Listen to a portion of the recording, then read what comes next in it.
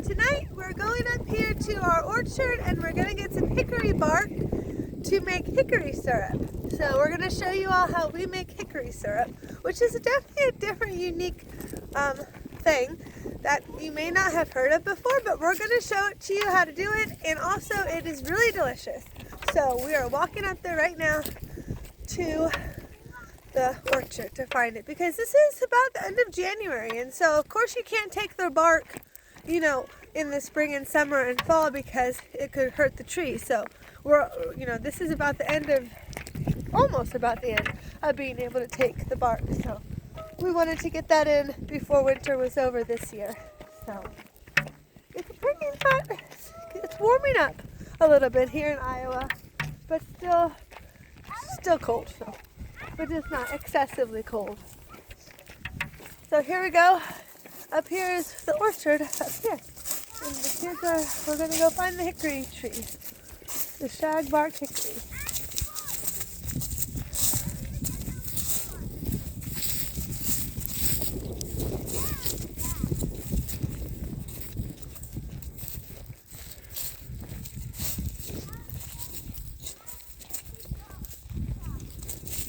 So we just walked down our road to get to our orchard. We could walk through the pasture, but we don't have a gate yet for that. We just walked down our road. And here we're at one of our orchards, which lines the woods. The woods line this orchard, so that's where the hickory trees are, in the woods. So, okay. Yeah, there we go.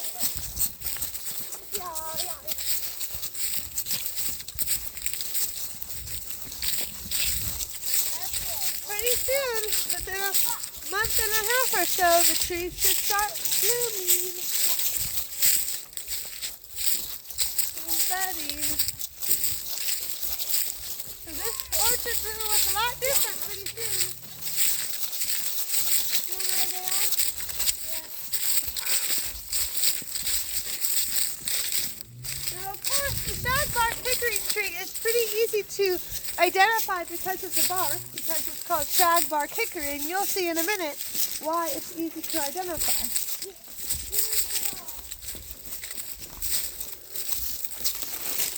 And here we just found one. See, look at the bark.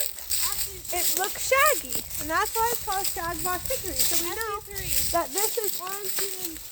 this is the tree. Together, a clump. That's a clump right there. So now, we're just going to take some of the bark. Now you don't want to like strip it all. So just the pieces that are kind of like this, you can just break off. Like so. See? And we'll put it in our bucket. Now we don't need a lot because we're not really making tons of syrup, but you know, we just want to, you know, a nice couple pints probably of syrup, because pretty soon we're going to we're going to start tapping trees too. So please watch my videos when we tap the trees again. It's that time of year.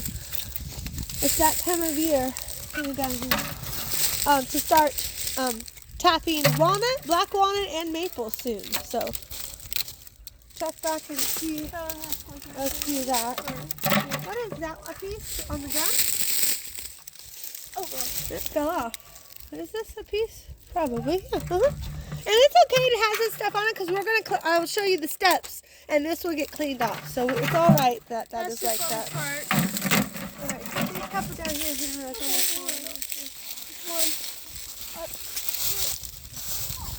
Alright, so we are back in the house with our bucket full of the hickory, or the bark from the hickory tree, and Hannah is washing it. This is our next step. So we just take this seed like kind of like a vegetable brush or some rough kind of brush, and you want to get it wet, and then you just want to scrub off that moss that we saw in that one piece. That's why I said it was okay that was on there, and then it's nice and clean. And then you want to break it into smaller pieces some of these pieces are very big, as you can tell. And you'll break them into smaller pieces so they fit into that pot. That'll be the next step, is when they're in the pot. So see, it comes off pretty easy, as you can tell. And you just want to rinse it, and it's easier to do when it does get a little bit wet, but you can do it dry. Easier to tell if it's clean. It's easier to tell that it's clean, she says, if it's wet. And so you just want to get all of that dirt and moss, green, white moss, off of, and blue, off of the bark. So we collected quite a bit here. So I'm not sure how much this will make. We'll just have to see as our next steps go.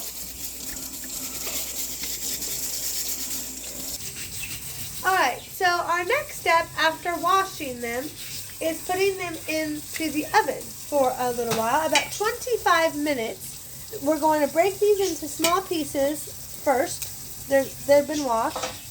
Now, the oven is at 350 degrees, right here, preheated, 350 degrees. And these, you're going to just fill this up. You don't want to layer it. You just want to have it pretty much one layer. We may have to do more than one batch because we collected a lot of hickory bark. So it looks like, I don't know, we'll have to see what it looks like when it gets filled up here. But just about, not too big of pieces. Could be about this long, or that one was a little longer, but I think it'll be alright. And you just lay them out here. And like I said, the reason that we're baking them is to dry out the bark. So, of course they're wet right now because we washed them. But even if you didn't wash them, you would still need to bake them to dry them out from their natural moisture that they had in it. Or if you were collecting it and maybe it had been raining or the tree was wet. Of course, we haven't had rain because it's winter. So we did have snow though, but I haven't had that for a little while. But okay.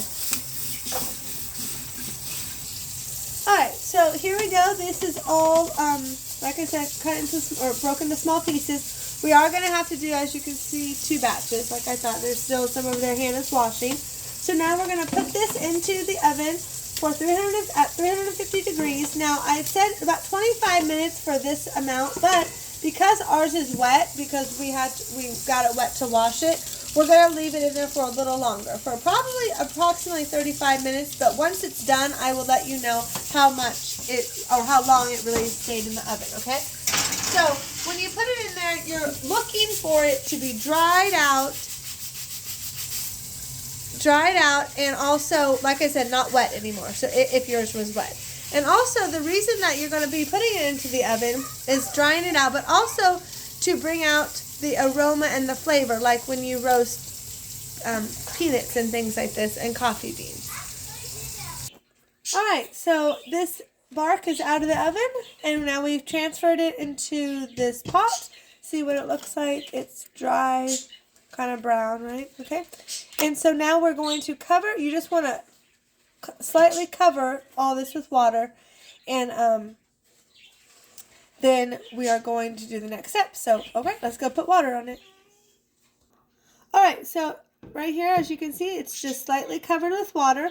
We're going to simmer it on medium to medium low. Our oven is hot, for about 25 minutes. And also, it took about, like I said, it was about 35 minutes this was in the oven. So I told you guys I would let you know. So about 35 minutes in the oven, and then 25 minutes at a simmer. So we will show what it looks like when it's done simmering. Alright, so actually, really quickly, I misspoke. I said this was 25 minutes simmering. It's actually 45 minutes for this step of simmering to get the stuff out of the bark that we need to make what is called a tea. So it's 45 minutes at a simmer. Alright, so we just added actually our second batch of the bark that was cooking or baking in the oven. It was done, and so we decided to just make it all into the pot. so it can simmer for the tea that we need, okay? So for 45 minutes, remember, it's going to simmer to get the tea that we need to make the syrup. So it's all together now. It needs to re-simmer, of course, because we added more water with that other bark.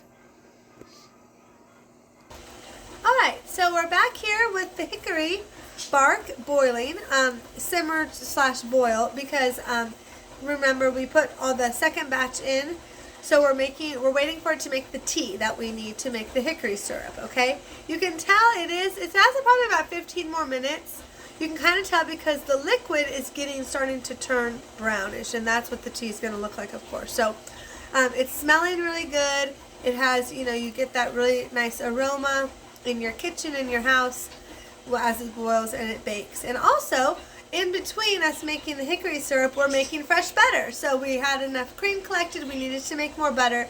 And so that is what is mixing behind me, is the butter. So check back on my video. We're going to post that video of making our next thing of butter that we needed. I posted the time we first made butter, but we needed more butter. So check back to see that fresh butter being made.